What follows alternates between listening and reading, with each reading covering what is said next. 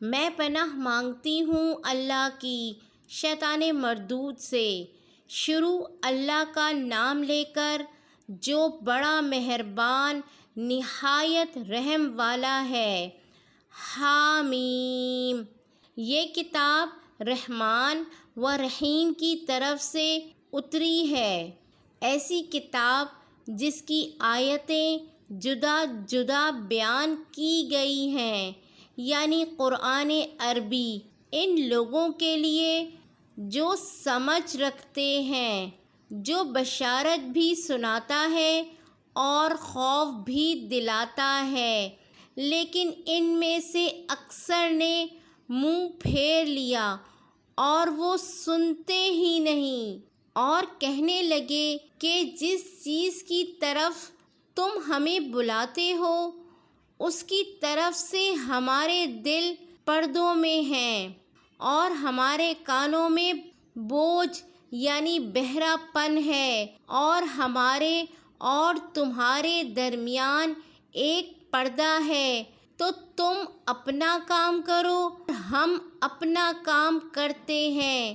کہہ دو کہ میں بھی آدمی ہوں جیسے تم، ہاں مجھ پر یہ وحی آتی ہے کہ تمہارا معبود ایک ہی معبود ہے، تو سیدھے اسی کی طرف متوجہ رہو اور اسی سے مغفرت مانگو۔ اور مشرکوں پر افسوس ہے جو زکوٰۃ نہیں دیتے اور آخرت کے بھی منکر ہیں۔ جو لوگ ایمان لائے اور عمل نیک کرتے رہے ان کے لیے ایسا ثواب ہے جو ختم ہی نہ ہو۔ کہو کیا تم اس ذات کا انکار کرتے ہو جس نے زمین کو 2 دن میں پیدا کیا اور بتوں کو اس کا مد مقابل بناتے ہو؟ وہی تو تمام جہانوں کا مالک ہے، اور اسی نے زمین میں اس کے اوپر پہاڑ بنائے اور زمین میں برکت رکھی اور اس میں سامان معیشت مقرر کیا، سب 4 دن میں اور تمام طلبگاروں کے لیے یکساں۔ پھر وہ آسمان کی طرف متوجہ ہوا جبکہ وہ دھواں تھا، تو اس نے اس سے اور زمین سے فرمایا دونوں آؤ، خواہ خوشی سے خواہ ناخوشی سے۔ انہوں نے کہا کہ ہم خوشی سے آتے ہیں۔ پھر اس نے 2 دن میں 7 آسمان بنائے اور ہر آسمان میں اس کے کام کا حکم بھیجا، اور ہم نے آسمان دنیا کو چراغوں یعنی ستاروں سے سجایا اور شیطانوں سے محفوظ رکھا۔ یہ اسی زبردست باخبر کے مقرر کیے ہوئے اندازے ہیں۔ پھر اگر یہ منہ پھیر لیں تو کہہ دو کہ میں تم کو ایسی چنگھاڑ کے عذاب سے آگاہ کرتا ہوں جیسے عاد اور ثمود پر چنگھاڑ کا عذاب آیا تھا، جب ان کے پاس پیغمبر ان کے آگے اور پیچھے سے آئے کہ اللہ کے سوا کسی کی عبادت نہ کرو، تو وہ کہنے لگے کہ اگر ہمارا پروردگار چاہتا تو فرشتے اتار دیتا۔ سو جو تم دے کر بھیجے گئے ہو ہم اس کو نہیں مانتے۔ اب جو عاد تھے وہ ناحق ملک میں تکبر کرنے لگے اور کہنے لگے کہ ہم سے بڑھ کر قوت میں کون ہے؟ کیا انہوں نے نہیں دیکھا کہ اللہ جس نے ان کو پیدا کیا وہ ان سے قوت میں بہت بڑھ کر ہے؟ اور ہماری آیتوں سے انکار کرتے رہے تو ہم نے بھی ان پر نحوست کے دنوں میں زور کی آندھی چلائی تاکہ ان کو دنیا کی زندگی میں ذلت کے عذاب کا مزہ چکھا دیں، اور آخرت کا عذاب تو بہت ہی ذلیل کرنے والا ہے، اور اس روز ان کو مدد بھی نہ ملے گی۔ اور جو سمود والے تھے ان کو ہم نے سیدھا رستہ دکھا دیا تھا، مگر انہوں نے ہدایت کے مقابلے میں اندھا رہنا پسند کیا، تو ان کے اعمال کی سزا میں ذلت کے عذاب کی کڑک نے ان کو آ پکڑا، اور جو ایمان لائے اور پرہیزگار رہے ان کو ہم نے بچا لیا۔ اور جس دن اللہ کے دشمن دوزخ کی طرف اکٹھے کیے جائیں گے، پھر ان کی الگ الگ جماعتیں بنائی جائیں گی، یہاں تک کہ جب دوزخ کے پاس پہنچ جائیں گے تو ان کے کان اور آنکھیں اور کھالیں یعنی دوسرے اعضاء ان کے خلاف ان کے اعمال کی شہادت دیں گے، اور وہ اپنے کھالوں یعنی اعضاء سے کہیں گے کہ تم نے ہمارے خلاف کیوں شہادت دی؟ وہ کہیں گے کہ جس اللہ نے سب چیزوں کو نطق بخشا اسی نے ہم کو بھی گویائی دی، اور اسی نے تم کو پہلی بار پیدا کیا تھا اور اسی کی طرف تم لوٹائے جا رہے ہو، اور تم اس بات کے خوف سے تو پردہ نہیں کرتے تھے کہ تمہارے کان اور تمہاری آنکھیں اور کھالیں تمہارے خلاف شہادت دیں گی، بلکہ تم یہ خیال کرتے تھے کہ اللہ کو تمہارے بہت سے اعمال کی خبر ہی نہیں، اور اسی خیال نے جو تم اپنے پروردگار کے بارے میں رکھتے تھے تم کو ہلاک کر دیا، اور تم خسارہ پانے والوں میں ہو گئے۔ اب اگر یہ صبر کریں گے تو بھی ان کا ٹھکانہ دوزخ ہی ہے، اور اگر توبہ کریں گے تو ان کی توبہ قبول نہیں کی جائے گی۔ اور ہم نے ان کے ایسے ساتھی بنائے جنہوں نے ان کے اگلے اور پچھلے اعمال ان کو عمدہ کر دکھائے تھے، اور جنات اور انسانوں کی جماعتیں جو ان سے پہلے گزر چکیں ان پر بھی اللہ کے عذاب کا وعدہ پورا ہو گیا، بے شک یہ نقصان اٹھانے والے ہیں۔ اور کافر کہنے لگے کہ اس قرآن کو سنا ہی نہ کرو، اور جب پڑھنے لگے تو شور مچا دیا کرو تاکہ تم غالب رہو، سو ہم بھی کافروں کو سخت عذاب کے مزے چکھائیں گے اور ان کے برے اعمال کی جو وہ کرتے تھے سزا دیں گے۔ یہ اللہ کے دشمنوں کا بدلہ ہے یعنی دوزخ، ان کے لیے اسی میں ہمیشہ کا گھر ہے، یہ اس کی سزا ہے کہ ہماری آیتوں سے انکار کرتے تھے۔ اور کافر کہیں گے کہ اے ہمارے پروردگار، جنوں اور انسانوں میں سے جن لوگوں نے ہم کو گمراہ کیا تھا ان کو ہمیں دکھا کہ ہم ان کو اپنے پاؤں تلے رون ڈالیں تاکہ وہ سب سے نیچے رہیں۔ جن لوگوں نے کہا کہ ہمارا پروردگار اللہ ہے پھر وہ اس پر قائم رہے، ان پر فرشتے اتریں گے اور کہیں گے کہ نہ خوف کرو اور نہ غمناک ہو، اور بہشت کی جس کا تم سے وعدہ کیا جاتا ہے خوشی مناؤ۔ ہم دنیا کی زندگی میں بھی تمہارے دوست ہیں اور آخرت میں بھی تمہارے رفیق ہیں، اور وہاں جس نعمت کو تمہارا جی چاہے تم کو ملے گی، اور جو چیز طلب کرو گے تمہارے لیے موجود ہوگی۔ یہ بخشنے والے مہربان کی طرف سے مہمانی ہے، اور اس شخص سے بڑھ کر بات کا اچھا کون ہو سکتا ہے جو اللہ کی طرف بلائے اور عمل نیک کرے اور کہے کہ میں مسلمان ہوں۔ اور بھلائی اور برائی برابر نہیں ہو سکتی، تو سخت کلامی کا ایسے طریق سے جواب دو جو بہت اچھا ہو۔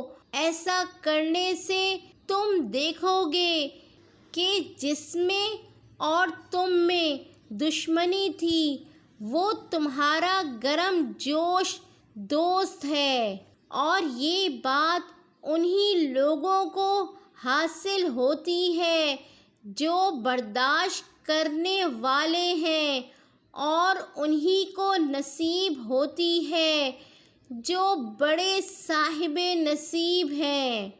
اور اگر تمہیں شیطان کی جانب سے کوئی وسوسہ پیدا ہو تو اللہ کی پناہ مانگ لیا کرو، بے شک وہ سنتا ہے، جانتا ہے۔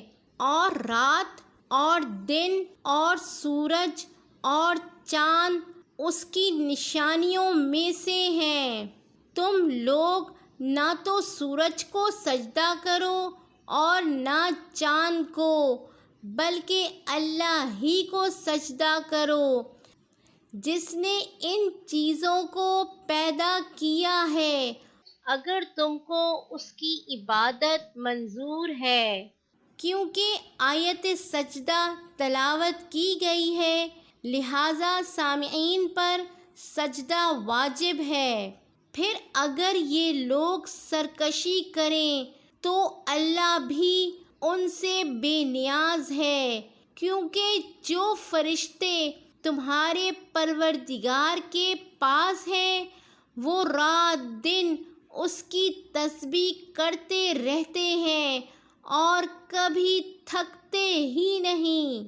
اور اے بندے، یہ اسی کی قدرت کے نمونے ہیں کہ تو زمین کو دبی ہوئی یعنی خشک دیکھتا ہے، پھر جب ہم اس پر پانی برسا دیتے ہیں تو وہ شاداب ہو جاتی اور پھولنے لگتی ہے۔ بے شک وہ جس نے زمین کو زندہ کیا وہی مردوں کو زندہ کرنے والا ہے، بے شک وہ ہر چیز پر قادر ہے۔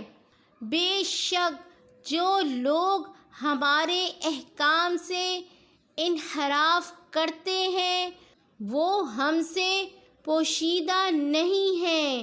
بھلا جو شخص دوزخ میں ڈالا جائے وہ بہتر ہے یا وہ جو قیامت کے دن بے خوف ہو کر آئے؟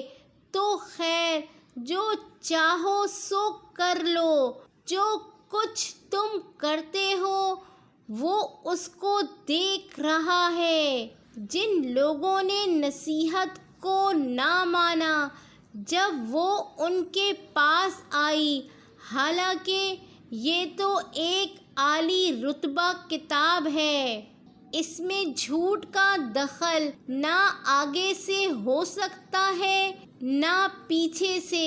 یہ کتاب حکمت والے، خوبیوں والے کی اتاری ہوئی ہے۔